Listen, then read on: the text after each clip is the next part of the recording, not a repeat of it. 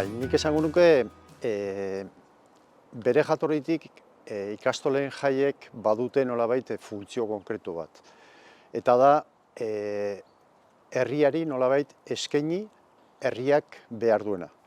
Eta zentzu horretan bere jatorritik betidanik egonda nolabait ikuspuntu nazional hori. Alegia, gure herriak dituen beharren arabera, ikastolen elkartetik edo ikastolen dinamika horretatik herriari eskaini.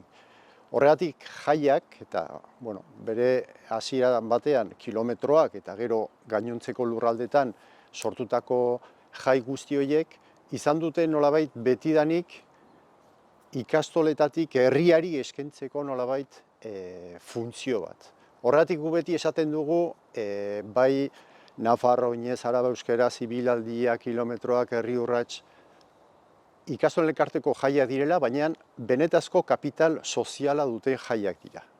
Alegia, guk antolatzen dugu, baina iaia esango nuke patrimonioa herriarena dela. Horregatik, badago nolabait, nik esango nuke gure dinamika guzti horren genetan herriari nolabait eskaintzeko beharra eta zentzua. Orduan, konkretuki zer da gero bihurtu den ekimen hori, ikastolak herriari.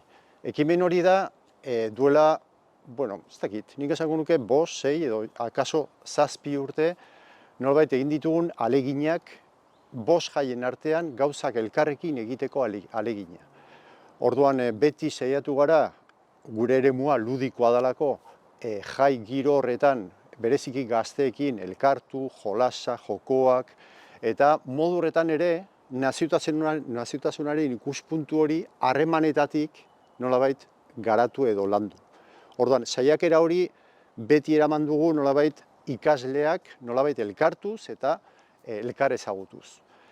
Orduan, geroztik dinamika hori junda zehazten, eta geroztik jungara batzutan aisialdiarekin lotuta duten ekimenak garatzen, eta beste batzuetan ikasgeletan lantzen diren ekimenak. Horregatik gaur egun baditugu ekimen bateratu ezberdinak, adibidez komiki lehiaketa, horma irudia, eta baditugu nolabait ekimen ezberdinak. Eta gero badugu, horien artean dinamika potente eta indartsu bat, gaur egun nolabait eraman dugula, nolabait plazara, kanpora, eremu nolabait itxi batetik kanpora, eta da non eta mugan.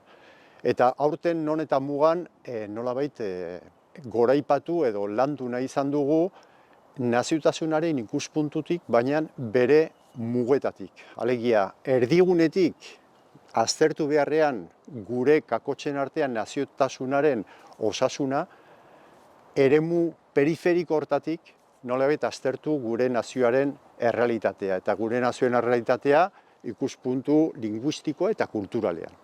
Orduan, hor eragile oso zehatzak eta oso garrantzitsuak izan dira eta dira gaur egun ikastolak, eta bereziki periferia edo mugan hortan dauden 8 ikastola horiek nolabait omendu nahi izan ditugu. Eta aurten hori izan da ekimen bateratu horietako baten nolabait ekintza, non eta muga deitzen dena, eta herriari ikastoletatik eskaini nahi izan diogun ekimena.